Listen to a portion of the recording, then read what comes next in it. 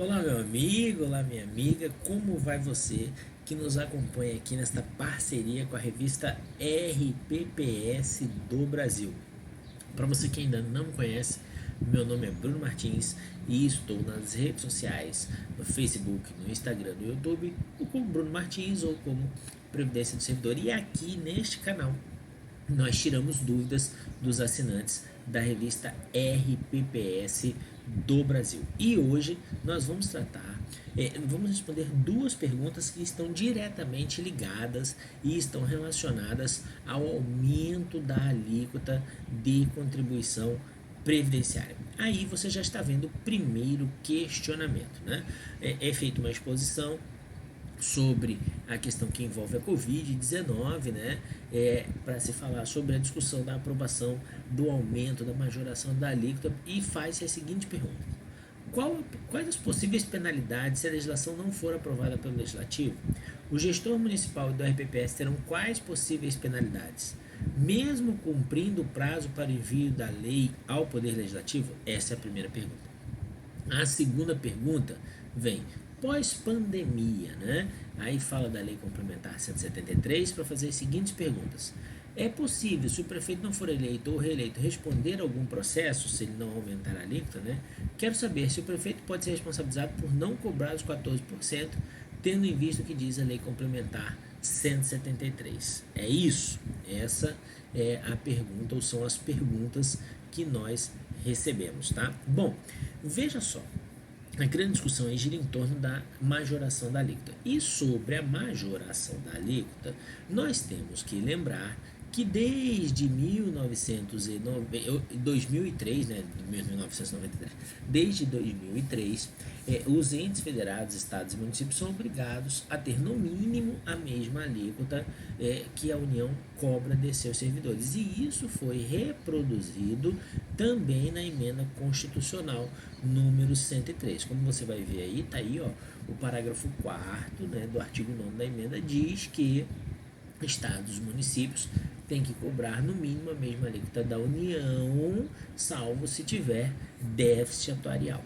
E aí a gente tem que lembrar a vocês duas coisas. Primeiro, esse dispositivo que existia em 2003, pelo menos a primeira parte, a segunda parte não, ele foi objeto de discussão no Supremo, e o Supremo disse, olha, não tem constitucionalidade nenhuma numa previsão no sentido de que se estabeleça uma alíquota mínima igual do servidor federal. Isso foi decidido pelo Supremo. Agora, na emenda 103, o artigo 11, né, disse que a alíquota dos servidores federais é de 14% e ela passou a valer a partir de março de 2020. Então, se você pega esse artigo 9 que você está vendo e e conjuga ele, né, une ele com o artigo 11, você vai ver que os estados e municípios têm a obrigatoriedade de cobrar no mínimo 14% de seus servidores, salvo se ele tiver déficit atuarial. A gente não pode esquecer que para que isso aconteça é preciso a edição de lei local. Lei local. Então, o gestor previdenciário vai encaminhar uma minuta ao chefe do executivo, o chefe do executivo vai encaminhar essa minuta ao legislativo. E pode acontecer desta minuta não ser aprovada, como já tem acontecido em alguns municípios. E aí vem as perguntas: quais as sanções que podem ser aplicadas? Primeiro, a gente tem que lembrar o seguinte: você está vendo aí na Constituição, não tem nada que diga assim, olha, em casos de calamidade pública, você pode deixar de aplicar os 14%. Não tem essa previsão. Em casos, na Lei Complementar 173, que foi citada no segundo questionamento, está estabelecido que pode suspender a exigência da contribuição patronal, mas não tem previsão no sentido de que ela não será cobrada ou não será cobrada no percentual de 14% dos servidores. Então, a obrigação de cobrança da contribuição patronal, ou melhor, dos 14%, ainda continua a existir. Ela não foi afastada pela lei complementar 173. E para quem não fizer isso? Para quem não fizer isso, duas consequências possíveis. A primeira é a não renovação do CRP, o Certificado de Regularidade previdenciária emitido pela União para os estados e municípios, documento com o qual os entes federados recebem empréstimos, avais, fianças, recebem transferências voluntárias.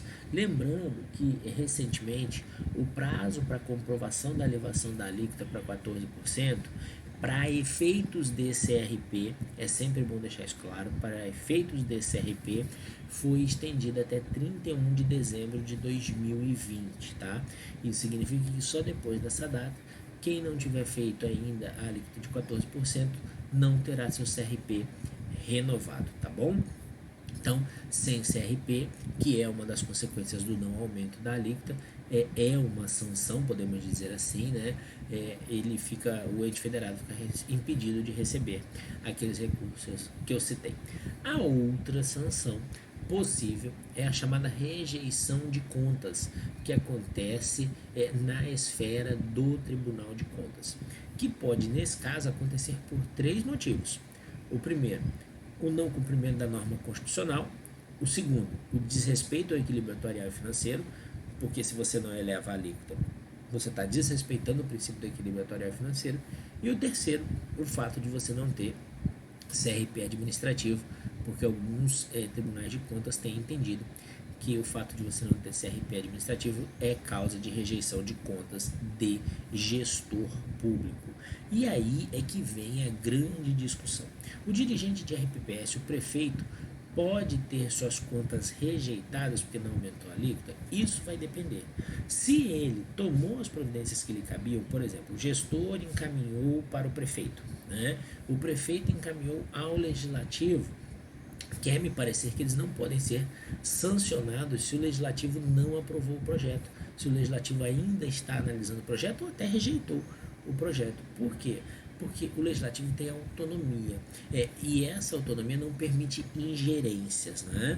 Então, a não aprovação fica exclusivamente, nesses casos que eu citei, a cargo do Poder Legislativo.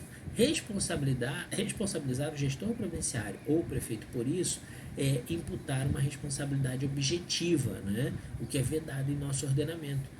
Por quê? Porque se ele tomou todas as providências, não tem culpa, não tem dolo dele na não aprovação da nova alíquota, e por isso não podemos puni-lo. Agora, se ele não praticou as condutas que tinha que praticar, aí sim ele pode ter a sua rejeição de contas reconhecida pelo tribunal, ok? É uma questão muito controvertida, é uma questão que vem sendo debatida aí a nível de Brasil muito calorosamente, exige obviamente maiores discussões, mas num primeiro momento a gente pode colocar dessa forma aqui para vocês, ok?